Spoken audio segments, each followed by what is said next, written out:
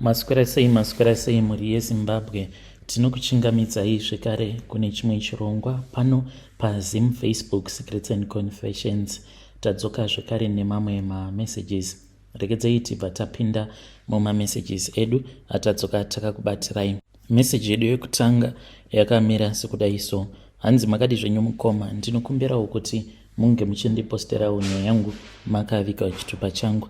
Zita rangu muchangonditi Brian, uye zvekare ndakaberekwa mainge muri mugore ra1992 marusape kumusha uko pari zvino ndigere muno munyika yevatorwa inova iri nyika yeSouth Africa. Kune avo vachateererawo confession yangu pano chandiunza pano, ndiri kutsvakawo help, uye zvekare kana kuine vanokwanisa kundibatsira, I'll appreciate it very greatly. Handina kuuya pano kuti vanhu vange vachindinzwira tsitsi, kunyange mukajaja you can judge me nekuti zvinowanikwa, asi I hope kuti kuburikidza neconfession yangu kuno umwe munhu achabatsirikana kunze uko. I want someone, even if it is only one person, kana akatendeuka kuburikidza neconfession yangu, kunyangwe zvazvo ini wacho kuti ndige ndichingomuka ndati ndafunga kutendeuka zvichitinetsei, asi kana umwe munhu akatendeukawo pachinzvimbo changu, aiwa ndinenge ndava kuti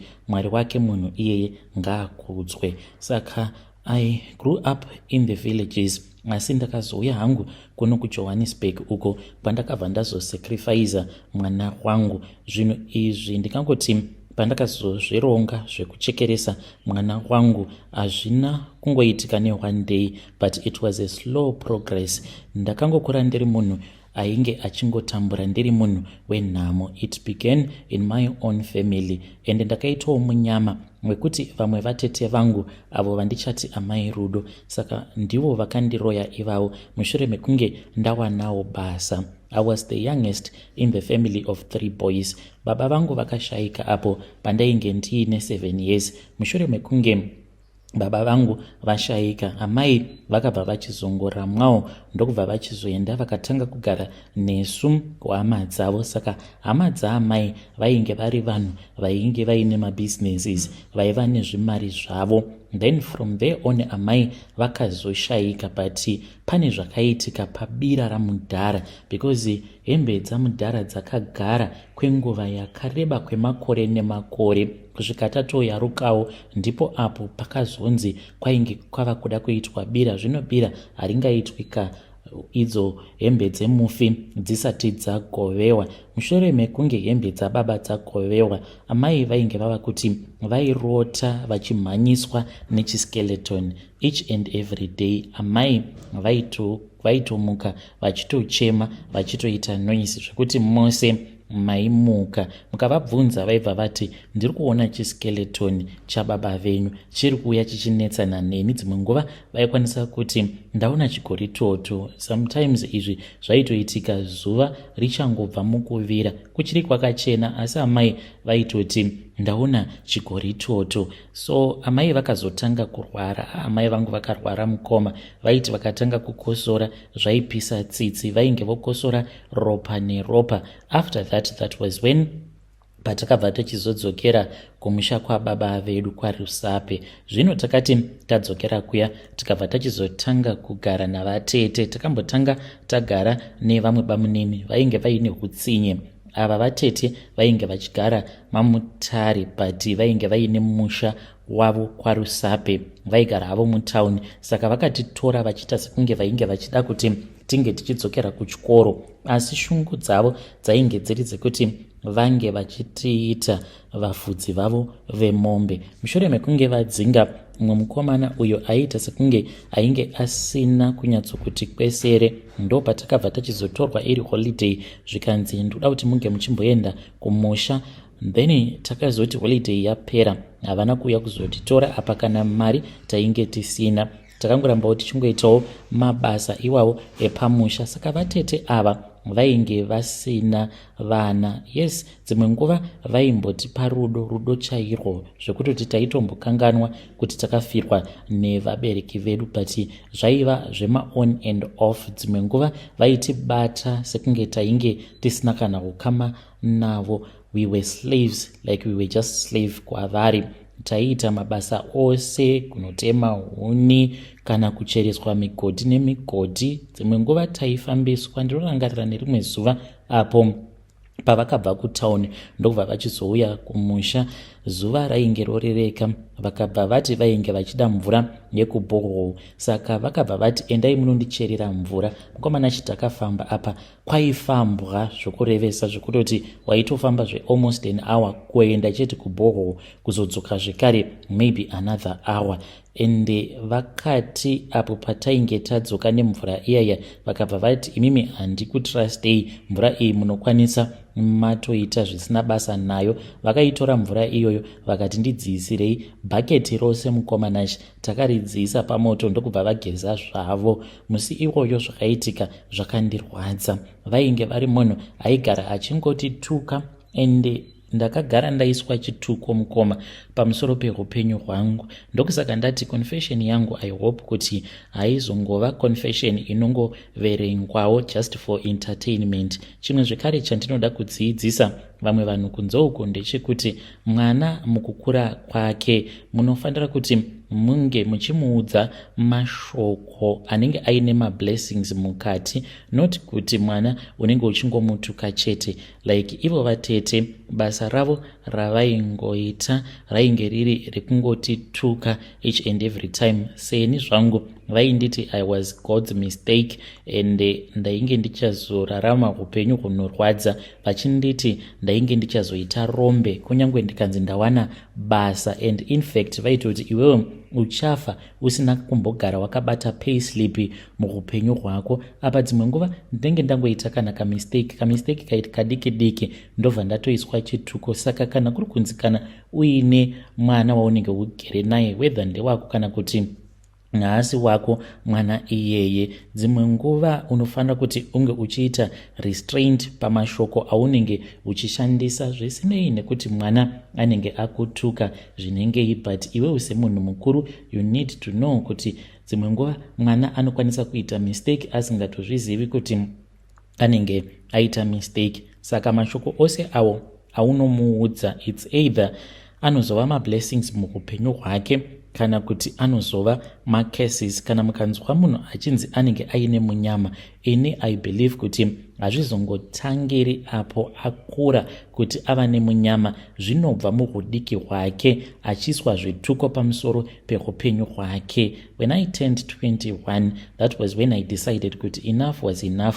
Zvainge zviri nani kuti ndinge ndichibvako kwaRusape. Chakanyanyisa kundirwadza ndechekuti pane rimwe gore apo pandakamborova zvitina. Ndarova zvitina kudaro, ndakabva ndachizotaura neimwe cousin brother yangu, ndikabva ndamuudza kuti ndainge ndichida kuti ange achizondibatsira kutengesa zvitina zviya.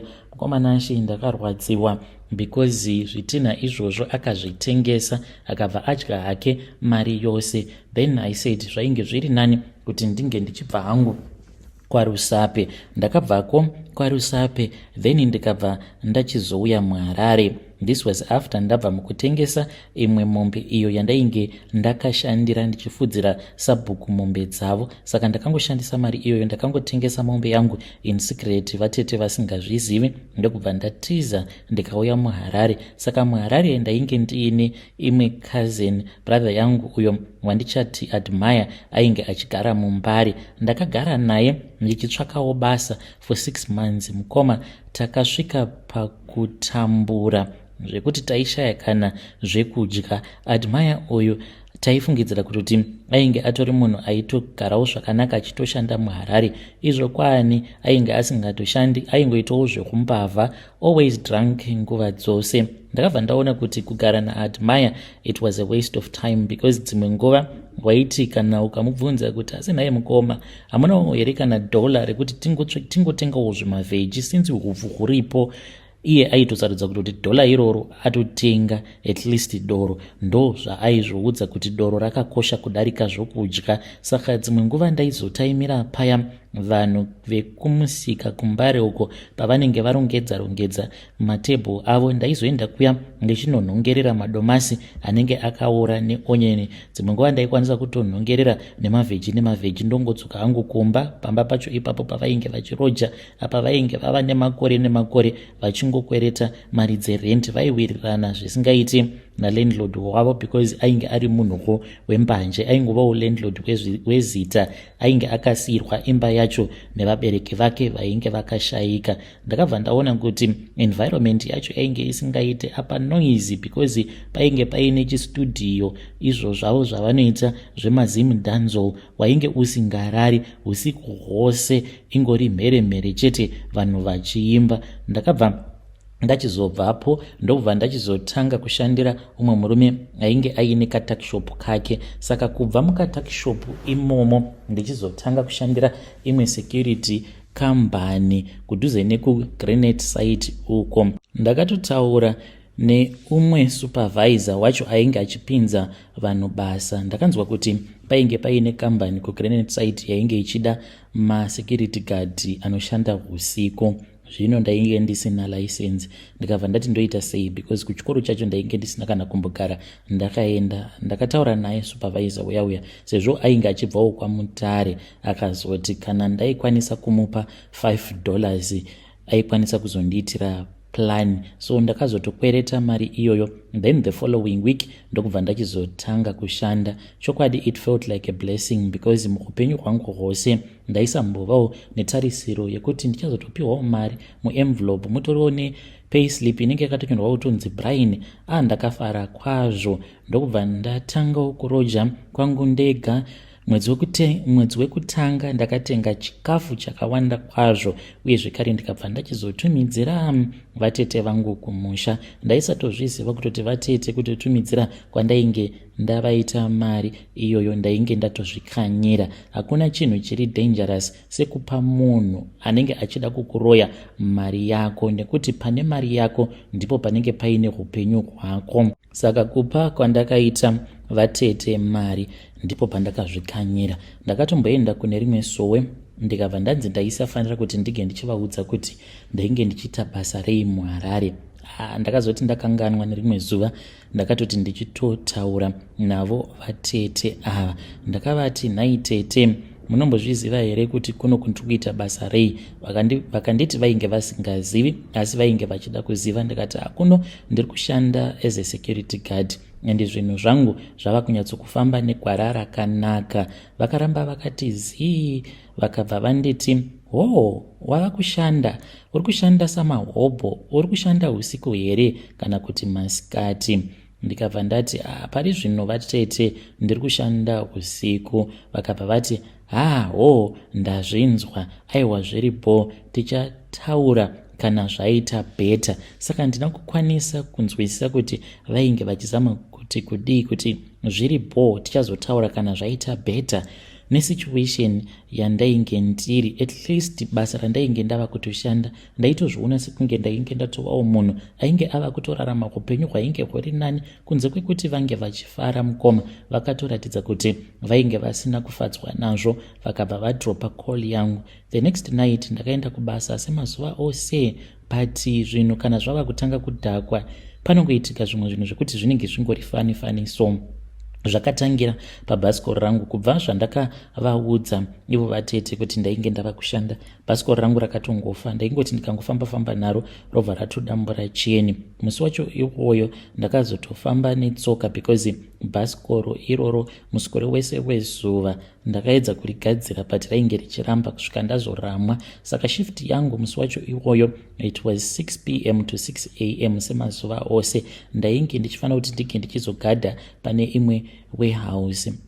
Like all the nights ndainge ndichiteerera hangu radio kana kungonzwa music ndichingofamba walking round and round the premises kana ndava kuonawo kuti vanhu vanenge vava kusanyanya kufamba sezvo ndainge ndiine makeys ekureception ndaingopinda mureception umo mainge muine masofa matatu ndobva ndatora zijaketi rangu ndainge ndiine rimwe zijaketi rangu randainge ndakatenga kumabhero saka ndaingotora jaketi riya ndobva ndangorifuka sekunge igumbeze ndichingotaimirawo kuti kana ndikanzwawo mafootsteps panze depending nekuti anenge ari ani kana vari supervisor ndobva ndabuda panze ndichimhanya asi kana dziri mbavha ndotowedzera kutohwanda samwe kumapast 3 mukomanashi zvinhu zvinoitika kana munhu akakuudza kuti kunzoku kune zvikwambo zvipoko zviriko munhu anokwanisa kufungidzira kuti uri kunyepa.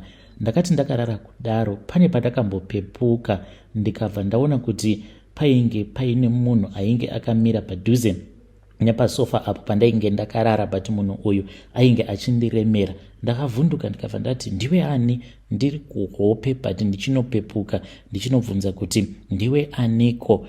Ndakabva ndabatwa nehope same time but ndainzwa kuneta ndinyatsonzwa kuti pane munhu mani wandiinaye murumu munomu, munhu ari kundiremera. Ndakati ndichangobatwa nehope ndo pandakabva ndachizongomuka ndichinosimudza musoro ndakatarisa kuwindo. Painge paine rimwe windo rainge ristori namaketeni zvachose. Ndakaona mukadzi ainge akandidongorera.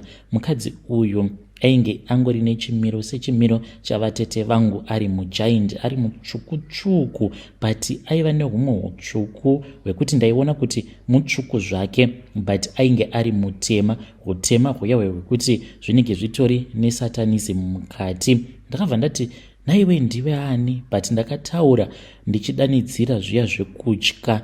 Ndo pandakabva ndachizobuda panze ndichimhanya. Mukomanashi handina kuda kuramba ndirimo muyadhi imomo. Ndakabva ndanomira panze pegedhi kusvika kunze kuchizonosviba. Mangwana acho zvekare ndizvozvo ndakaona umwe mukadzi but ndakamuona ari nechekure. Ndainge ndakatomira padhuze nepajirawo because dzimwe nguva ndaiwanzokuti kana ndikapatrola ndobva ndambodongorera nepajirawo ndichida kuona kuti panenge pasina here vanhu vanenge vachingoita loitering around the premises especially in front of the gate. Saka ndaiwanzokuita zvekudongorera so that ivo vacho vanenge vachiita loitering around vasazondiona. Ndaiwanzokuenda muchikona ndobva ndadongorera. Ndakati ndichidongorera kudaro ndikabva ndachizomuona zvekare mukadzi uyo ainge akaita sekunge vatete vangu. Ainge akapfeka gemenzi rewhite achifamba but achifamba kudaro chakandinetsa ndechekuti tsoka dzake idzi dzainge dziri mumhepo. I could not sleep that night. Pandakazoudza admire ndichimudza kuti ndo hope dzandiri kusangana nadzo sezvo ainge akandidzidzisa mbanje akabva anditi it is because uri munhu achangotanga kusvuta mbanje saka mbanje ndo zvadzinoita. Ndakangoti zvimwe kuda ndo zvainge zvichikonzeresa. One week later ndakangobatwa neflu ndokubva ndatanga kukosora but handingati yainge iri flu. I really do not know kuti chii chainge chichiitika but ndaikosora zvisingaite sezvaingoita amai vangu. Ndainzwa sekunge painge paine chinhu chainge chiri mumapapu angu chichindiparapara ende izvi ndakatozvirota kuhope. Ndakarota vatete vangu vakandiradzika patable vakabva vandibaya mapapu angu vakaseka, vakabva vabuda murumu umo mavainge vakandiradzika vachitiza vachiseka zvavo. Then ndipo apo pandakabva ndachizoenda kuchipatara. Ndaenda kuchipatara avakaita matest ose. Ndaitombofungidzira kuti zvimwe kuda ndainge ndabatwa nechirwere cheTB but vakabva vati kwete, there was something that was just wrong. Ndaiva neinfection. Ndakapiwa maantibiotics ndikamanwa ose kusvika achizonopera. There was no change. Ndaingoramba ndichingorota chete each and every night. Hope idzodzo dzainge dzava kutowedzera zvekuti ndakatombosvika pakuregedza kusvuta mbanje mushure mekunge ndaudzwa kuti modzi dziya dzembanje idzo dzinokwanisa kuita kuti usiku unge uchizoona zvipoko nekurota hope dzinotyisa. Apa ndaingoramba ndichingorota chete. Mukadzi iye akapfeka gemenzi rake but now ainge ava kuuya akapfeka dhuku rake. Saka ivo vatete vangu vane kamwe kadhuku kavo ako kavaifarira kupfeka kelight blue vakakasunga mumusoro. Mukadzi iyeye ndo zvandaingoona akaita pose apo paaiuya kwandiri. Dzimwe nguva ndaimurota ari panze zvokuti ndainge ndava kutotya kana kutorara mureception ndichiti zvimwe kuda boss vepo pamapremises ivavo vainge vakaromba. Ndakarwara but kuti ndige ndichiregedza kushanda zvainge zvisingaite. Ndaiti ndichifema so ndaita sekunge huro dzangu dzainge dzakabvaruka nekuda kwesaundi yandainge ndichiburitsa. I started losing weight because ndainge ndava kusakwanisa kudya. Appetite ndainge ndisitomborina zvachose. I used to joke and say appetite handina because kuhope ndaiuya ndichifidwa chikafu chakawanda zvokuti pakunomuka ndinenge ndichitojova nekuguta. Ko iko kudikitira ndaiti kana ndakarara apo pandinenge ndivete pandinozomuka panenge pakaita kuzara dikita. I felt like there was something that was wrong with me, but ndakaramba ndichingoenda kubasa because mari ndainge ndichida. Ndakatanga kusangana nemaaccidents akasiyana-siyana. Dzimwe nguva ndaiitawo mapiece job, saka pane umwe muchina uyo wandakamboshandira. Basa ratainge tichiita nderekuti vaigadzira macardbox, saka vaizotaimira matracks anenge achienda kumasvingo achibva muHarare. Saka matrack awa aizodarika napo pawarehouse ipapo. Nerimwe zuva ndakati ndaenda kose mazuva ose kuti ndinge ndichinoita piece job, titori busy tichitoloda macardbox ainge asingatomboremi zvachose. Ndakangodzwa kunzi ga apapa pachipfuva changu uye zvekare nekumusana ndikabva ndatanga kunzwa rimwe bayo. Ndakati ndichida kunosimudza rimwe cardbox ndakaridza mhere because pain yandakanzwa ipapo kuita sekunge munhu ainge agurwa ruoko rwake. Then murungu uya akandibvunza kuti kodambudziko rainge riri rei. Ndikamuudza kuti ndainge ndarohwa nebayo.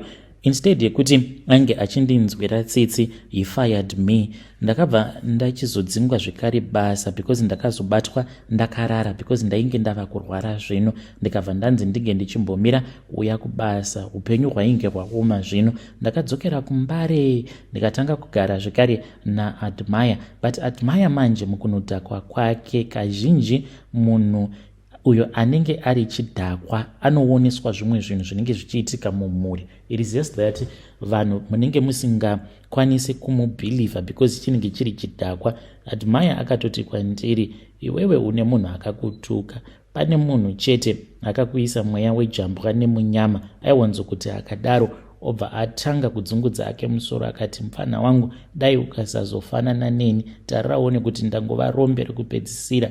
Ndine shunguo dzekuti ndige ndichidzokera kumusha ndinoona apo pakaradzikwa amai, but handikwanise nekuda kwekuti vakandigadza mweya weurombe. Ko ndingagodzokera sei kumusha? Aingoti kana akadaro aibva abuda, saka shungu dzake aizonodzipedzera mumahure. I then returned back kwaMutare. It was about 3 weeks. Ndaona kuti situation yacho yainge yava kusaita, saka ndakangoti ndangoitawo zvimapiece job ndaunganidza kamari ndokubva ndachizodzokera zvangu kumusha.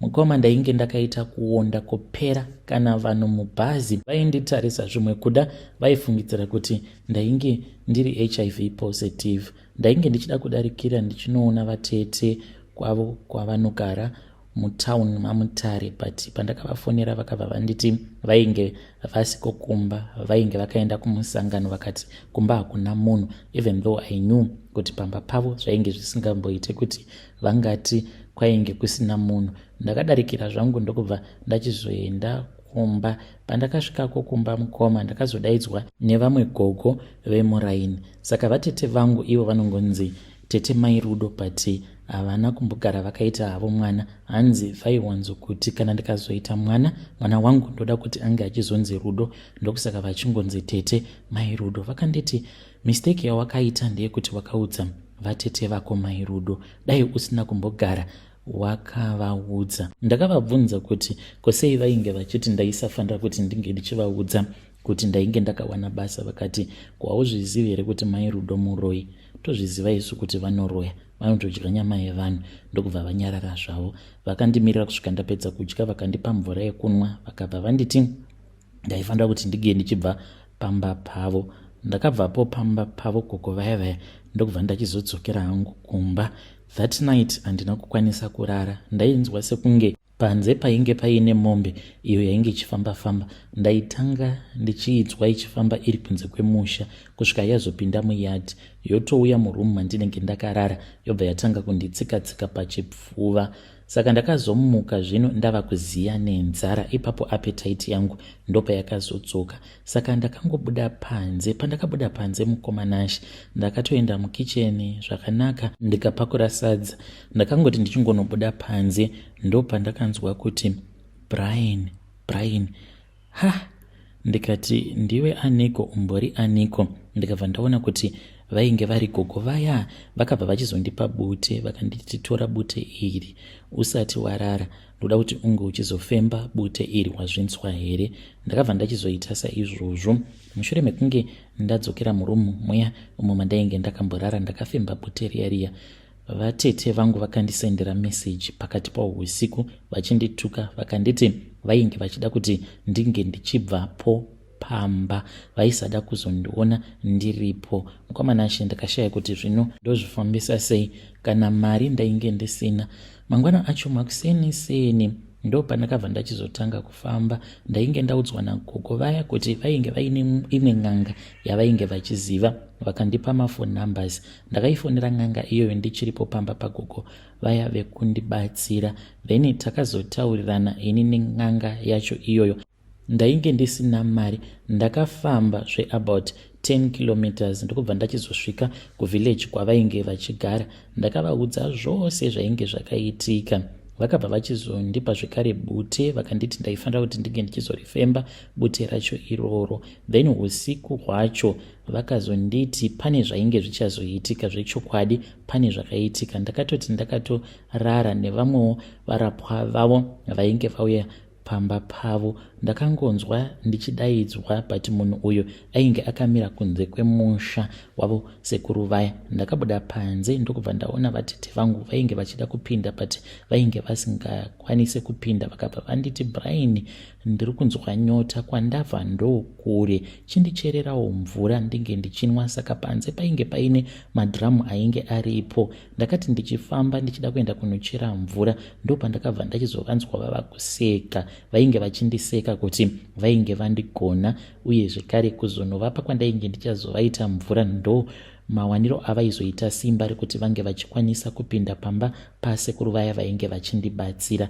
Saka ndakabva ndati kwete, handikwanisi kuita saizvozvo. Ndokubva ndatanga kufamba ndichidzokera kuya kwandainge ndakarara nevamwe varapwa vainge vauya kuzorapiwa navo sekuru vaya. Ndakabva ndachizoona vatete vangu vachishanduka kuita mbudzi, asi mbudzi iyi yainge iine maziso aipfuta moto. Pandakangonodzokera mumba ndokubva ndatopepuka. Mangwana acho makuseni ndakabva ndachizotaura navo sekuru vaya vakabva vachizonditi pandakavapa mari vatete vangu vakatora mari iyoyo vakabva vachizoenda nayo vakatsvaka muhacha wainge uchiri mudiki. Vakatora mucheka mutsvuku nebakatwa vakabayirira mari iyoyo padhuze nemuhacha uya ndokubva vachizousunga muhacha iwoyo kuti mukunokura kwawo usazokura uchienda mudenga asi ukure uchienda pasi. Ndozvavakaita kuti pane zvose zvandinenge ndaronga handina chandinombofa ndakaita mukurarama kwangu. Neivhu iro ravakanokora apo pandainge ndichiri mwana mudiki. Muroyi wako kana kuri kunzi kana akakuroya iwewe uchiri mwana mudiki, izvozvo zvaanenge akashandisa pakunokuroya kwaanenge akaita anozvichengeta achida kungoramba achingoona uchingotambudzika chete. Vakachengeta ivhu remumvuri wangu kubva ndichiri mwana mudiki. Apo pavakarinokora vakamirira nguva nemukana kuti vange vachizondigadzira. Zvino iniwo nekusaziva ndikati ndikuda kufadzawo munhu akandichengeta kubva muhudiki hwangu. Ivo kwava kutora ivhu nemari nebakatwa vakabva vanosunga muhacha. Zvakandirwadza ndichiudzwa zvose izvozvo, but ndakabva ndanzi handaifanira kuti ndinge ndichichema kana kurwadziwa sezvo ndainge ndiri mudare mavo. Saka vakabva vachizotanga kundidzidzisa kuti kupira kwacho chii chinombonzi kupira. Vakabva vachizondigezesa mweya wejambwa nemunyama, asi pakanzi painge pachidiwa huku chena uye zvekare bute nemucheka mutema. Ndakabva ndachizovabvunza kuti ko wai ivo vainge vachiti vainge vachida rukuvhute rwangu. Vakanditi rukuvhute rwangu ndirwo rwaikwanisa kutondibatsira. Ndikati zvino ini handitombozivi kuti rwuripi. Vakanditi vaikwanisa kundisunungura asi ndainge ndichazofa ndiri murombo. Ndakabva ndachizoti vatete vauya, tainge tigere mukicheni, wainge uri usiku. Ndakangokaruka ndatongonzwa ndichibitirirwa nehasha. Ndikabva ndati asi nhai vatete, chimbondiudzai. Kana ivo vakavhunduka vakabva vatoona kutoti painge paine nyaya. Ndikati vatete ndiudzei. Ipapo ndainge ndakatomira ndakapfumba zvibhakera zvangu, ndainge ndichitoda zvokutorwa navo. Vamwe vana mukoma vakasimuka ndokubva vandibata paya. Ndainge ndichingodanidzira ndichiti vatete ndiudzei, makandiroyerei? Vakasimukawo ndokubva vati musiyei tinge tichirovana, uyu ndinomurova uyu, hapana zvaanombofa akandiita. Ndakati vatete munozviziva kuti ndimi makandidzingisa basa. Vakaseka vakati mupurwa wakadai ndiwo uri kuti inini ndakauroya, porongi zvake anofamba nemakumbo mana zuva rakacheka nyika. Unoti chibasa chawainge wakawana ndicho chainge chichazokubvisa muhorombo here? Bhururu, very sorry, wakazvarwa uri murombo kaiwe, ende uchafa uri murombo. Ndakarwadziwa mukoma. Vakabva vanditi ndainge ndiine chikwereti chavo. Ndikati chikwereti chei? Vakanditi kubva zvawakatanga kugara pamba pangu, kubva zvandakatanga kukuchengeta iwewe, uchidya uchinonya kutoilet, unondikwereta mari yerent. Izvezvi ndipe mari yangu yose. Kana kuri kunzi ndichakuroya, ndoda kukuroya zvekuti uchadzosa mari dzangu dzose dzandakashandisa pauri. I lost it at that time. Ndakabva ndachizonhonga chimwe chipramastovhu chainge chakazara neparafini, ndikabuda nacho panze. Ndikati aiwa izvi zvishoma. Ndakabva ndadzokera zvekare mukicheni, ndikabva ndachizotora chimwe chigubhu che5 liters chainge chizere neparafini. Ndakachivhura ndokubva ndatanga kumwaya-mwaya. Yainge iri kicheni yehuswa. Ndapedza kumwaya parafini yose ndokubva ndachizobatidza chipramastovhu chiya. Ndakangochikanda pamusoro pemba ndokubva moto wati dhugu kutanga kubvira. Vanhu vose vakabuda vachitiza vachiti waiteiko iwe, waiteiko? Wapisa imba yavatete, tariraone zvauri kuita. Mamwe vana mukoma vainge vachida kundirova, but ivo vatete vakati musiyei, kana kumapurisa handidi kana kuona achaenda kumapurisa. Iyi ihondo yaatanga kai, ndoda kuona kuti hondo iyi ichaguma nepi.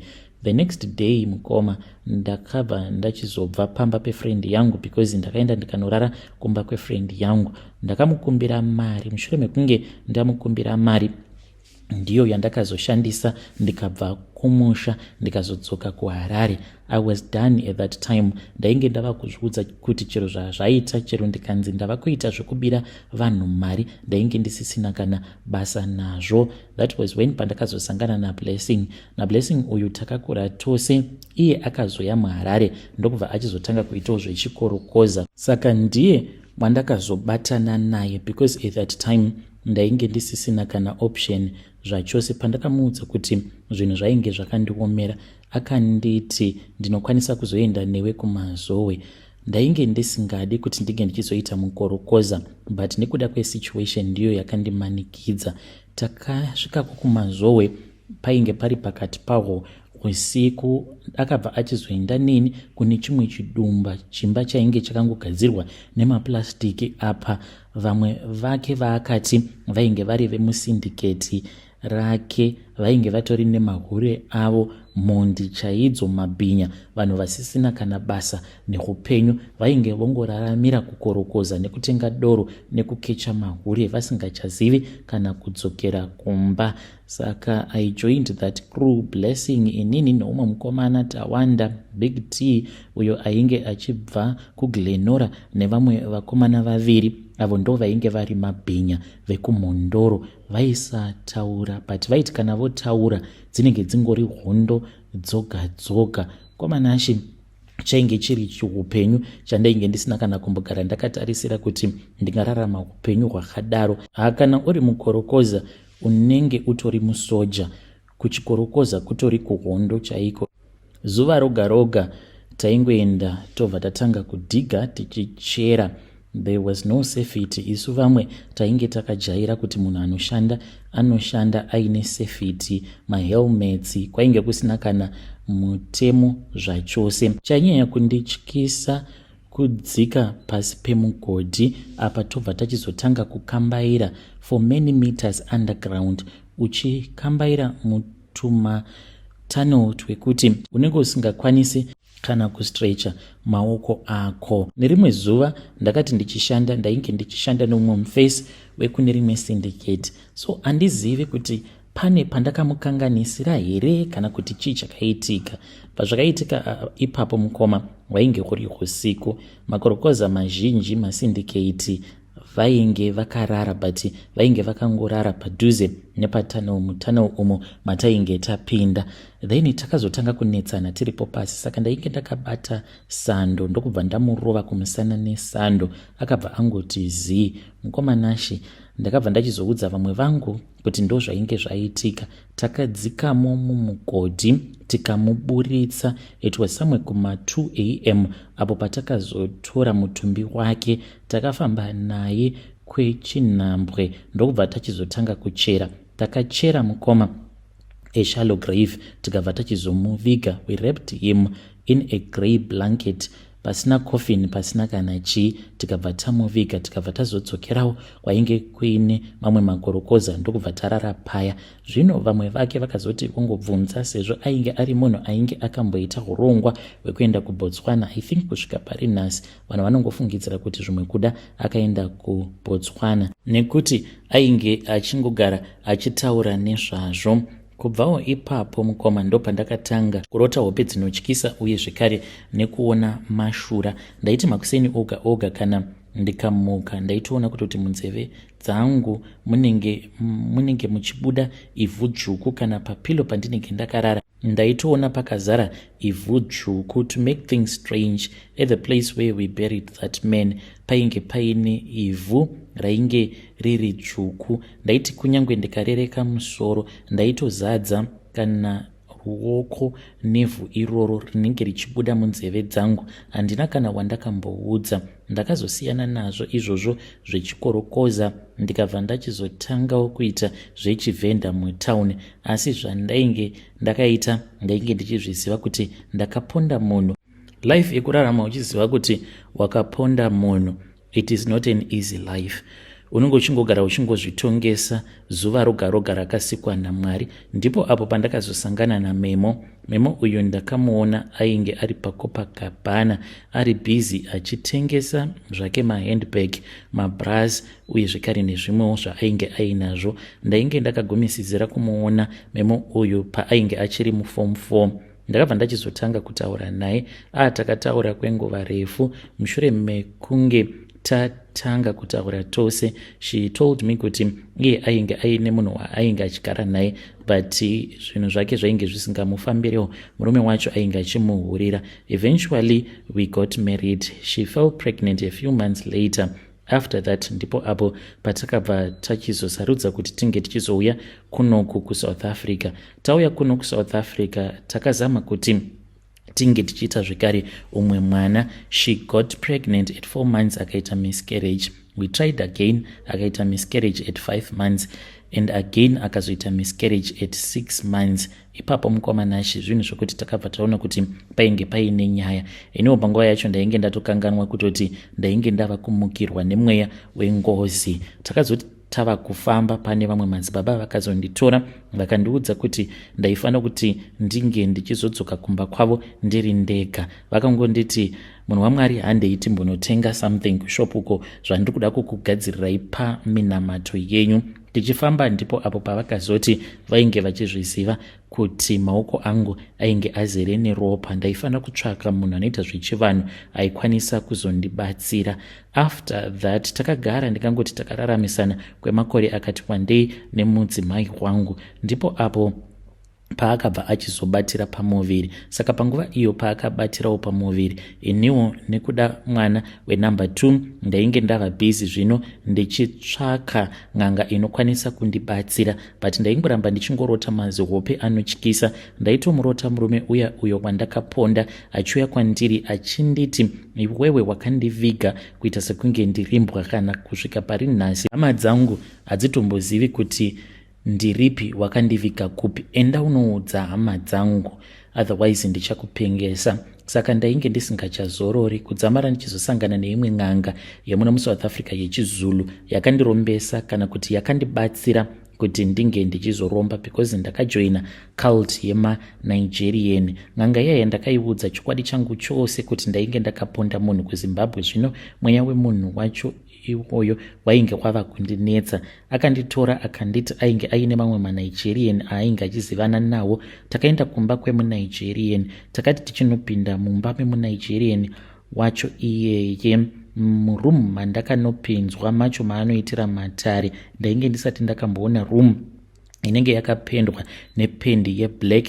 Mainge muine maketeni ered uye zvekare mainge muine chimwe chimwari chainge chakaita kunge munhu asi chainge chiine zviso zvembwa uye chaita sekunge notofema chichinzwa zvose zvatainge tichitaura. Ndakabva ndanzi ndaifanira kuti ndinge ndichipika kuti pane zvose izvo zvachainge chichazondiudza chimwari ichocho kuti chinoda chakati nechakati kubva kwandiri, ndainge ndisingazorambi ndikapika saizvozvo. Ko ndaigozivei kuti kumagumo kwazvo ndainge ndichazonzi mwana wangu uyo ainge achiri kacheche ndiye wandainge ndichifanira kuti ndinge ndichizouraya, kuuraya chaiko mukomanashi.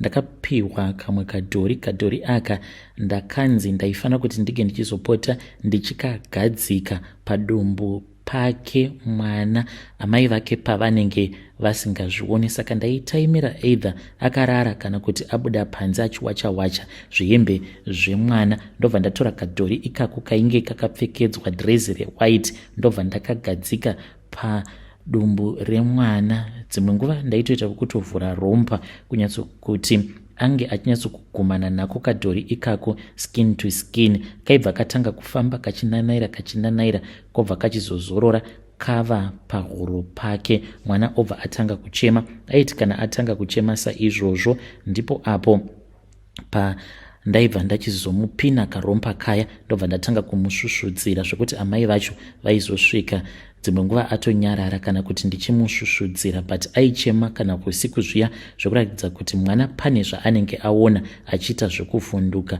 Mwana uyu akazonofira hake kuchipatara. After mwana afa ndakadzokera kuya tisati tazodzokera kuZimbabwe, sezvandainge ndakanzi usadzokera kuZimbabwe usati wadzoka kuno. So mudzimai wangu ainge achiti trauma yaainge ainayo mushure mekunge mwana ashaika ainge achida kuti timbodzokera kuZimbabwe kunozorora. Ndakatanga ndadzokera kumba kwemuNigerian ndikabva ndachizopiwa hari. Saka hari iyi dzimwe nguva inoita sekunge chitubu chinenge chichitubuka ropa.